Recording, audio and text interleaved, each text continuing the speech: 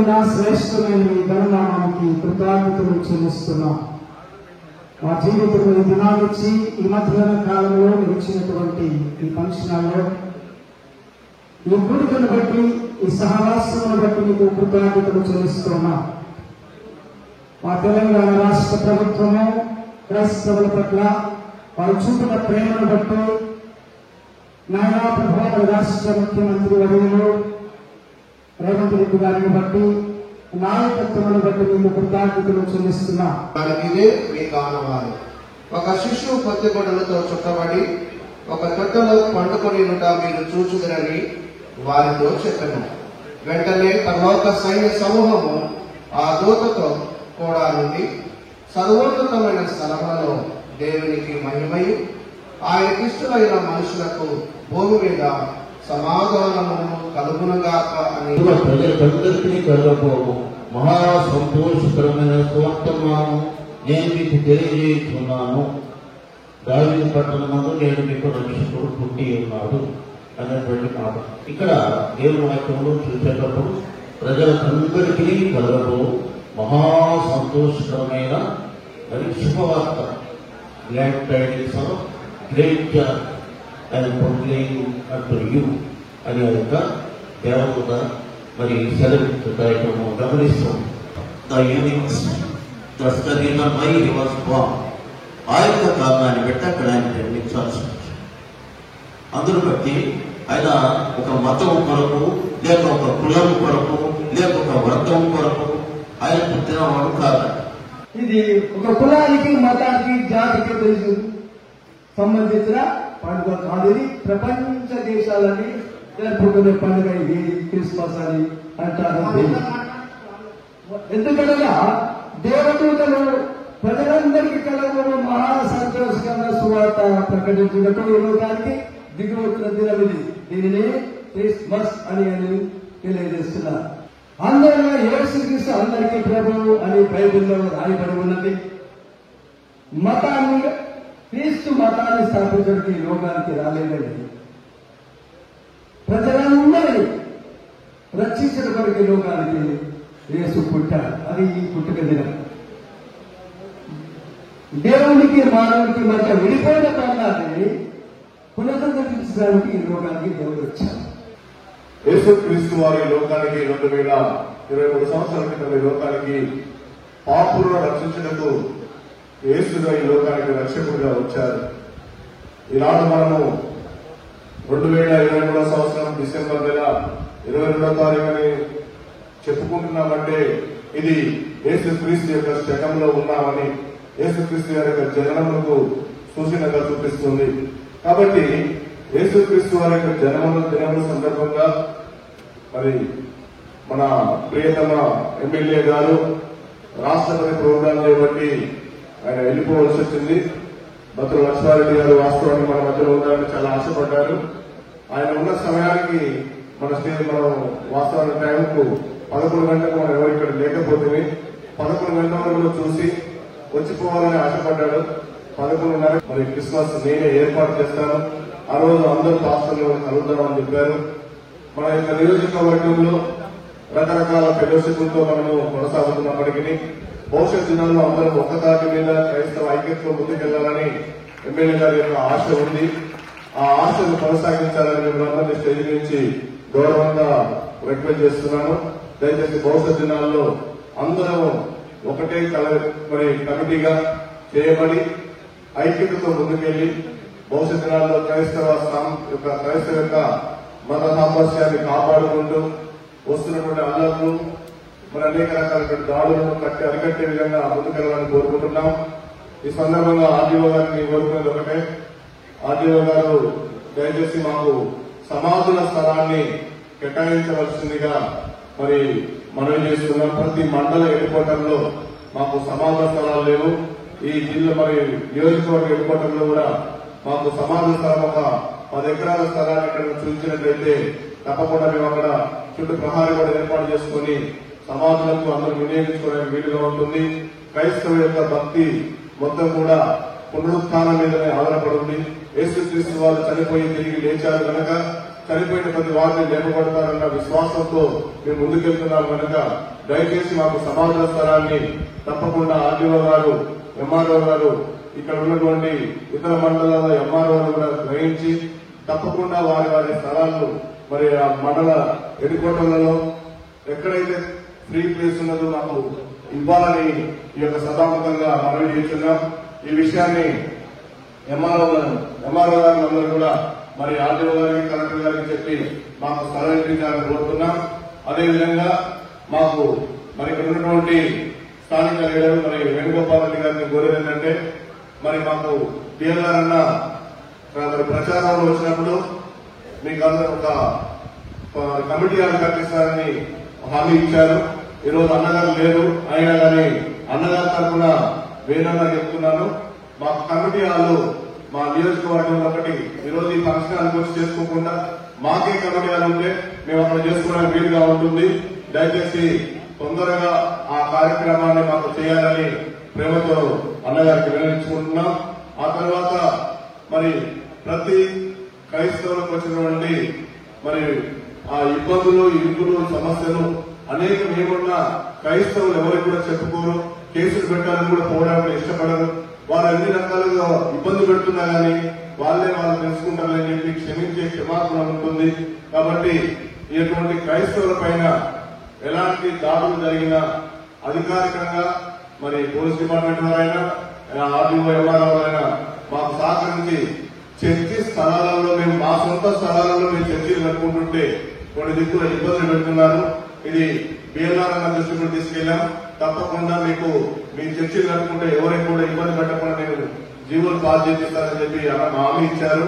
ఇంతకుముందు పెద్దలు మాట్లాడినట్టుగా ఈ సంఘ చర్చి నిర్మాణంలో కానీ ఆరాధన జరుపుట్లో కానీ కొన్ని ఇబ్బందులు వస్తున్నాయి. గతంలో కంటే ఇంకా మంచి జరుగుతుందని ఆశపడుతున్నాను. ఇక్కడ ఉన్నటువంటి ప్రజాప్రతినిధులు కానీ, రాజకీయ నాయకులు కానీ, అధికారులు కూడా వీటి దృష్టిలో పెట్టుకొని భారత రాజ్యాంగంలో ఉన్న కల్పించిన హక్కుని, ప్రాథమిక హక్కుని, మత స్వేచ్ఛని అందరం కూడా వినియోగించుకునే పరిస్థితులు కల్పించాలని మా క్రైస్తవ తరఫున కోరుతున్నాను. పెద్దలు చెప్పినట్టుగా మా అవసరాలు కూడా మీరు దృష్టిలో పెట్టుకొని స్థలాలు ఇవ్వడం కానీ, పౌరులు ఇవ్వడం కూడా సహకరిస్తారని కోరుతున్నాం. ఇక్కడ చేరించిన ప్రతి ఒక్కరికి కూడా మరి ఒకసారి క్రిస్మస్ శుభాకాంక్షలు తెలుపుతున్నాం. దాంట్లో భాగంగానే మనం దేవుడిని పూజించుకుంటానే, మనం జీసస్ ని పూజించుకుంటానే, మనం ఇతరులకు ఇబ్బంది కలగకుండా, ఇతర మతస్థులు కూడా మనకు ఇబ్బంది కలిగించకుండా ఉండే విధంగా మనందరం కూడా ముందుకు పోయినప్పుడే మనం ఆ దేవుని ఆశీస్సులు, ఆ జీసస్ ఆశీస్సులైనా మనందరూ కలిపాయి. మనం ఇప్పుడు పెద్దలు చెప్పినట్టు ఎక్కడైనా మీకు ఇబ్బందులు కలిగినట్టు మా దృష్టికి తీసుకొస్తే ఖచ్చితంగా అక్కడ ఉన్న అందరినీ కూడా, ప్రజలందరినీ కూడా మనందరం కలిసి మనం ఈ సమాజానికి ఇవన్నీ దైవభక్తి చాలా ముఖ్యం. మన భారతదేశం కులాలకు, మతాలకు అతీతంగా మనందరం కూడా సహజీవనం చేస్తూ ఉంటాం. కాబట్టి మనం ఇతరులకు ఇబ్బంది కలిగించకుండా మనం మన దేవుడికైతే ఏ విధంగా ఆరాధిస్తామో మనం తోటి వ్యక్తిని కూడా ఆ విధంగా ఆరాధించి ముందుకు పోయినట్టయితే ఈ సమాజం అన్ని రకాలుగా ముందుకు పోతుంది. దాంట్లో భాగంగానే బిఎల్ఆర్ గారు అందరూ బాగుండాలి, అందులో నిలబడాలనే నినాదంతో అన్నగారు ముందుకు పోతున్నారు. దాంట్లో గొప్ప అర్థం ఉంటుంది. మనందరం కూడా దాన్ని అర్థం చేసుకుని ముందుకు పోవాల్సిన అవసరం మేము తెలియజేసుకుంటూ, అలాగే అన్నగారి కార్యక్రమానికి రావాలని చాలా ప్రోగ్రాం కూడా నిన్న అసెంబ్లీ అయిపోతుంది. ఈ రోజు ఈ కార్యక్రమానికి అటెండ్ కావాలని ప్రోగ్రాం ఫిక్స్ చేసింది.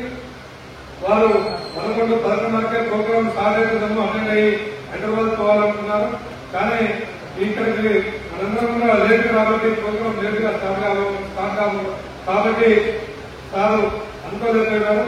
వారి తరఫున మీ అందరూ కూడా అడ్వాన్స్ గా క్రిస్మస్ శుభాకాంక్షలు తెలియజేసుకుంటూ, మీ అందరూ కూడా క్రిస్మస్ శుభాకాంక్షలు తెలియజేసుకుంటూ తెలియజేసుకుంటాము. వెలుగు వచ్చిన రోజు, యేసుక్రీస్తు పుట్టినరోజు, ఈ ప్రపంచానికి పండుగ రోజు.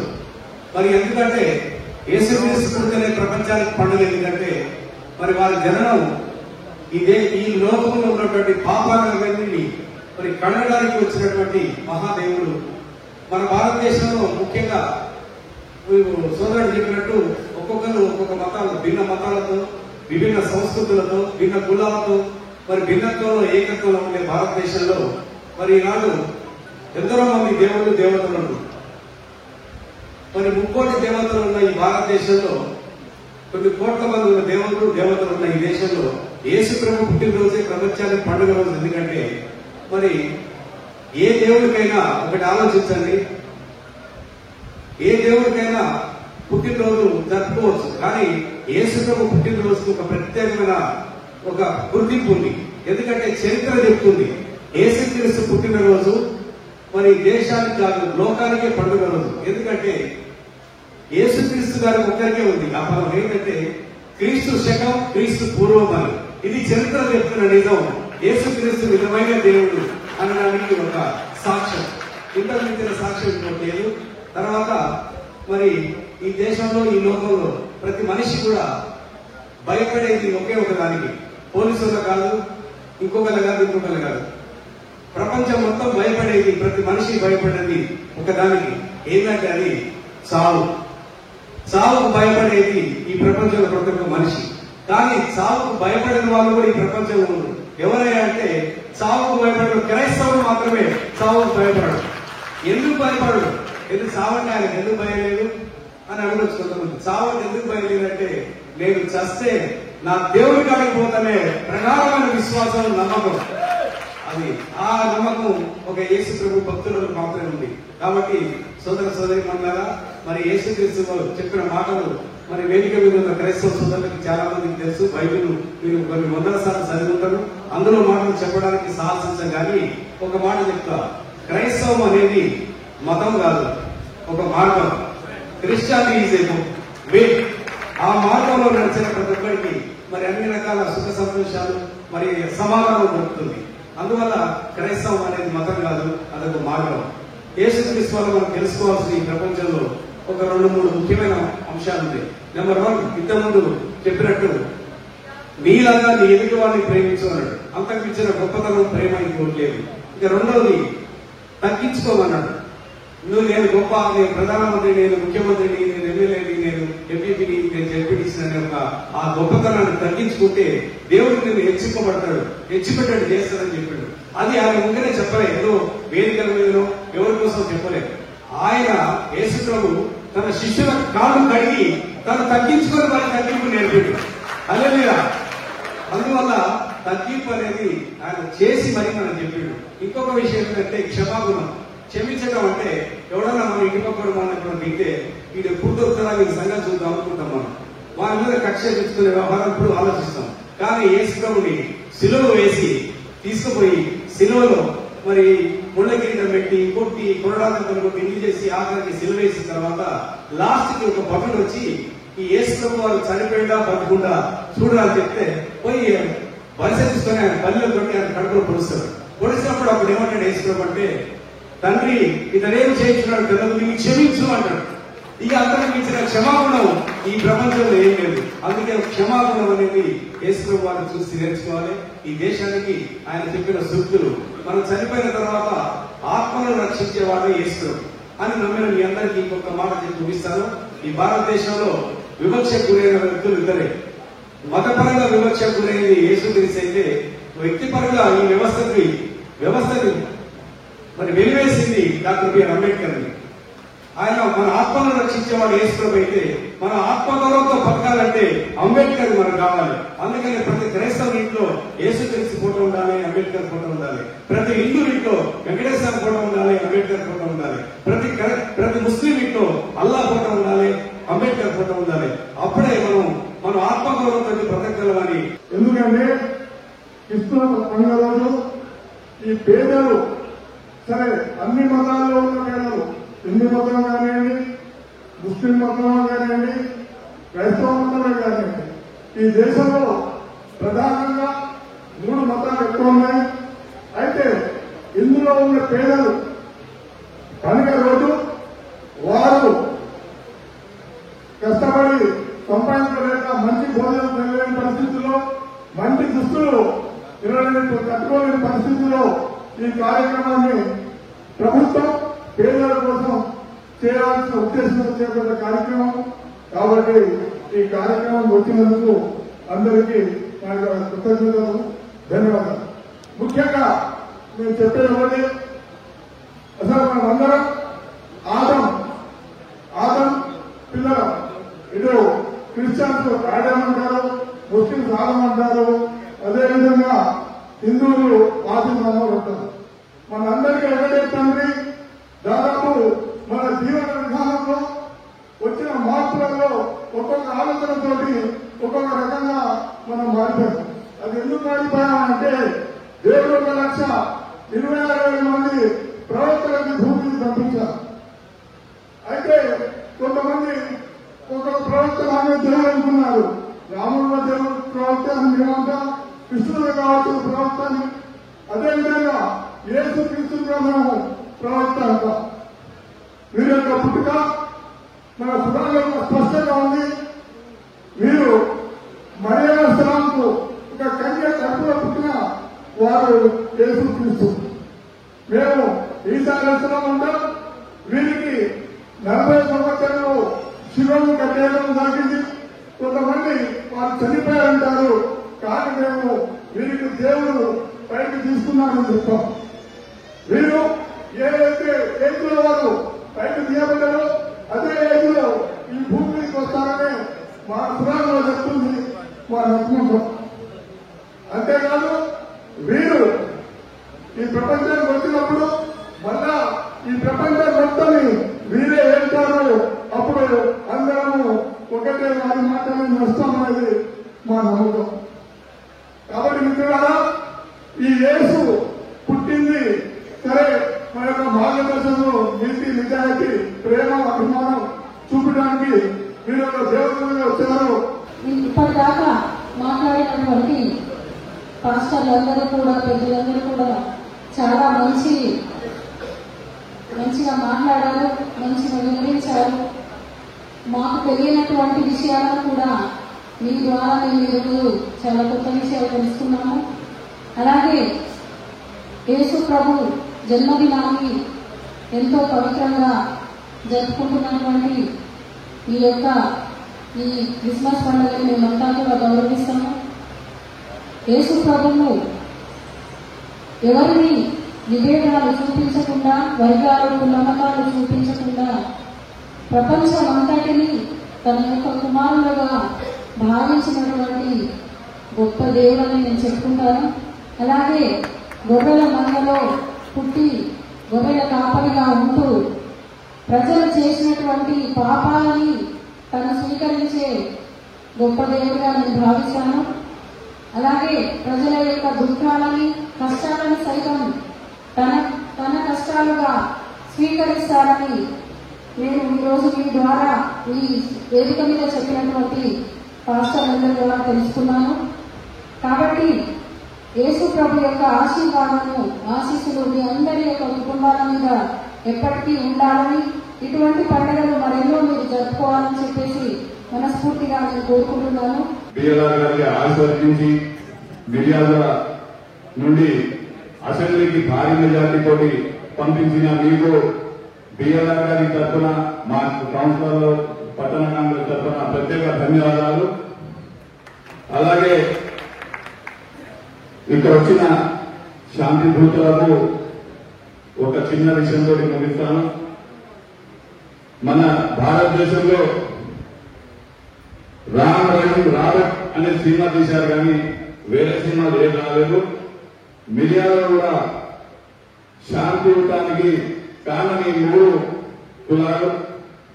వాటిలో ఇదే విధంగా ప్రతి ఒక్క ఇబ్బందులకు రాని ఇబ్బందులకు రహీం వస్తారు, రహీం ఇబ్బందులకు రాబర్ట్ వస్తారు, కానీ వేరే విధంగా ఈ ప్రతి ఒక్క కులాలకు కలిసిమెలిసి మీరందరూ తోడ్పడి మిర్యాలు కూడా సంస్కృతిని ఇదే విధంగా కాపాడాలని ఇక్కడ వచ్చిన పెద్దలకు, ఈ కార్యక్రమంలో నాకు ఇక్కడ మాట్లాడే అవకాశాన్ని, ఈ కార్యక్రమానికి పిలిచినందుకు కూడా నేను చాలా సంతోషపడతా ఉన్నా. ఎందుకంటే గత ప్రభుత్వం ఈనాడు ఏదైతే ప్రవేశపెట్టిందో ఆ పథకాలని ప్రభుత్వం మన నందిని గారు చెప్పినట్టు వాటిని మరి తొలగించకుండా మరి నడుపుతున్నందుకు నేను చాలా సంతోషపడతా ఉన్నాను. క్రిస్టియన్ సేవలు ప్రేమతో మరి అభిమానంతో మరి ఈ కార్యక్రమాన్ని కొనసాగిస్తున్నందుకు మరి నేను అందరికీ మరి ప్రభుత్వాన్ని కూడా నేను నా యొక్క ఉదయపూర్వక కృతజ్ఞతలు తెలియజేస్తాను. అదేవిధంగా మరి రేపు బక్రీద్ మరి రంజాన్ సందర్భంగా మనం గత ప్రభుత్వం ఏదైతే ఏర్పాటు చేసిందో బతుకమ్మప్పుడు కూడా బతుకమ్మ చీరలు కూడా ఏ విధంగా ఏర్పాటు చేసిందో వాటిని కూడా ఇదే విధంగా కొనసాగించాలని కూడా ఈ వేదిక ప్రభుత్వంగా నేను ముఖ్యమంత్రి గారిని ఆ ప్రభుత్వాన్ని నేను కోరుతా ఉన్నానని సందర్భంగా కోరుతా ఉన్నాను. నేను అదేవిధంగా నందిని గారు చెప్పినట్టు ఏదైతే 6 సూత్రాలు 6 గ్యారంటీలు అన్నారో అది ఖచ్చితంగా అమలు చేయాలి. అమలు చేసి ఈ రాష్ట్ర ప్రజల యొక్క పేద ప్రజానీకరణ యొక్క మనసు కోరుకోవాలని కూడా ఈ సందర్భంగా కోరుతాను. క్రీస్తు ప్రభు ఏదైతే భారతదేశానికి ఒకరికి లేకపోతే విజయనగరంలో నా ఇంటికో నీ ఇంటికో లేకపోతే గ్రామానికో లేకపోతే ఒక పట్టణానికో లేకపోతే ఒక దేశానికో సంబంధించిన వాడు కాదు. యావత్ ప్రపంచానికి సంబంధించిన వాడు యేసు ప్రభు అనే విషయాన్ని గమనించాడు. యావత్ ప్రపంచంలో భక్తులు ఉన్నారు. ఇవాళ యావత్ ప్రపంచానికి క్రీస్తులు ఏర్పడిన విషయాన్ని కూడా ఏదో ఒక భారతదేశం లాంటి ఇప్పుడు నిన్న మన వచ్చిన బ్రిటన్లో ఒక భారతీయుడు ఎక్కడో ఒక భారతీయుడు మరి హిందూ పరిపాలిస్తే మొత్తం యావత్ ప్రపంచాన్ని కూడా క్రిస్టియన్స్ పరిపాలిస్తున్నారనే విషయాన్ని కూడా ఇక్కడ ముఖ్యంగా గమనించాల్సింది. మీరు ఏదో ఇక్కడి వరకు కాదు, మీరు యావత్ ప్రపంచంలో ప్రపంచానికి ప్రేమికులు అనే విషయాన్ని కూడా మీరు ముఖ్యంగా గమనించవలసిన కోరుతా ఉన్నా. ఆ దాన్ని దృష్టిలో పెట్టుకొని మీరు ప్రజలలో కూడా మీ యొక్క ఉదారత్వాన్ని మీ యొక్క మంచితనాన్ని మీరు పంచాలని కూడా ఈ సందర్భంగా మనం చేస్తా. ఈ వేదికాపూర్వకంగా యేసు ప్రభుత్వం నేను ప్రార్థిస్తా ఉన్నా. ఈ ప్రాంతంలో ఈ నియోజకవర్గంలో ఉన్న ప్రజలందరికీ కూడా మేలు చేయాలని, ఈ ప్రాంతంలో ఉన్న ప్రజలందరికీ కూడా ఈ నియోజకవర్గ ప్రజలందరూ కూడా ఆయురారోగ్యాలతో ఒత్తిడి విధంగా చూడాలని చెప్పి కూడా ఈ ప్రాంతంలో ఉన్న రైతులందరి పంటలు కూడా బాగా పండే విధంగా వారు మరి చూడాలని చెప్పి కూడా ఈ సందర్భంగా బాగా ఆర్థికంగా బలోపేతమయ్యే విధంగా చూడాలని చెప్పి కూడా ఈ సందర్భంగా యేసు ప్రభువుని ప్రార్థిస్తూ ఈ యొక్క మరి రాష్ట్ర పెద్దలందరూ కూడా పేరు పేరున ఉదయపూర్వక నమస్కారాలు చేస్తూ వివిధ కార్యక్రమాలు ఏర్పాటు చేయడం జరిగింది. ముఖ్యంగా క్రైస్తవ మతం ప్రపంచంలో ఎన్నో మార్పులకు కారణమైనటువంటిది. భారతదేశానికి స్వాతంత్రం ఇచ్చినటువంటి మహాత్మా గాంధీ యేసుక్రీస్తు జీవితం నుండి బోధన నుండి ఎంతో ప్రేరణ పొందడం జరిగింది. గాంధీ గారి ప్రధాన ఆయుధమైనటువంటి సత్యాగ్రహానికి అవసరమైనటువంటి మూల సిద్ధాంతాలని యొక్క యేసుక్రీస్తు బోధన నుంచి తీసుకోవడం జరిగింది. అలాగే ప్రపంచంలో దక్షిణాఫ్రికాలోని నెల్సన్ మండేలా గాని, అమెరికాలో నల్లజాతీయమైనటువంటి మార్టిన్ లూథర్ కింగ్ కానీ వీరందరూ కూడా గాంధీ గారి యొక్క బోధనలు, అదే సమయంలో క్రైస్తవ మతం నుండి ముఖ్యంగా యేసుక్రీస్తు బోధన నుంచి శాంతియుత సహజీవనము, శాంతియుత పోరాటము, మన ప్రవర్తన ద్వారా మన శత్రువులైనా సరే మనం మార్పును తీసుకురావడానికి ప్రధానమైనటువంటి బోధన ఏదైతే ఉందో దాని ద్వారా ప్రపంచంలో ఎన్నో మార్పులకు తోడ్పడడం జరిగింది. అదేవిధంగా క్రైస్తవ మతంలో ముఖ్యంగా చారిటీ అనేటువంటిది మనం ముఖ్యంగా తీసుకోవాల్సినటువంటి ప్రతి క్రైస్తవుడు కూడా తన సంపాదనలో దశమ భాగాన్ని సమాజ సేవకు, దైవ ప్రచారానికి ఉపయోగించినటువంటి వాళ్ళు పాటిస్తూ ఉంటారు. తద్వారా ఆ విధంగా సమకూరినటువంటి ధనాన్ని వాళ్ళలో అవసరం ఎవరికైతే ఉందో అటువంటి వారి సంక్షేమం కోసం కూడా వాళ్ళు ఉపయోగించడం జరుగుతుంది.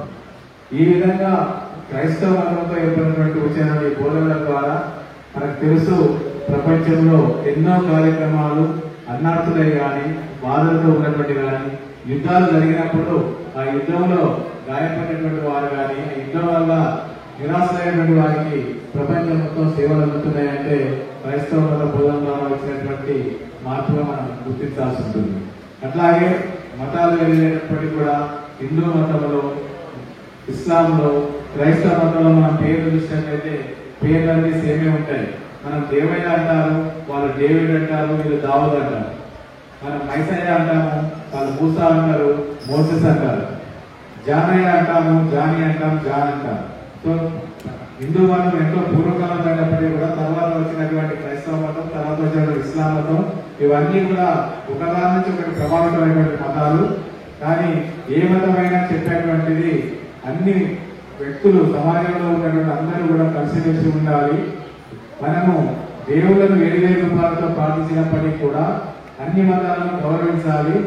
అల్టిమేట్ గా ప్రపంచ శాంతి అనేటువంటిది అన్ని మతాలతో ఉన్నటువంటిది కాబట్టి ఈ సందేశాన్ని ప్రతి మతం అందిస్తుంది. ప్రచారంలో కూడా ఎవరైనా సరే అంటే తప్పు చేయడం అనేటువంటి అందరూ చేస్తారు. కానీ తన తప్పును తాను తెలుసుకొని పశ్చాత్తాపడి దైవాన్ని ప్రార్థించి ఆ పాపం నుంచి విముక్తి చెంది మళ్ళీ తప్పులు చేయకుండా ఉన్నటువంటిది మంచి విషయాలు అయితే ఉన్నాయో అన్ని మతాల్లో ఉన్నటువంటి మనం గమనించి గుణంగా మన యొక్క ప్రవర్తన జీవన విధానాన్ని మార్చుకోవాల్సిన అవసరం ఉన్నటువంటిది మతం యొక్క బోధనలు అందరూ గ్రహించాలని తెలియజేస్తూ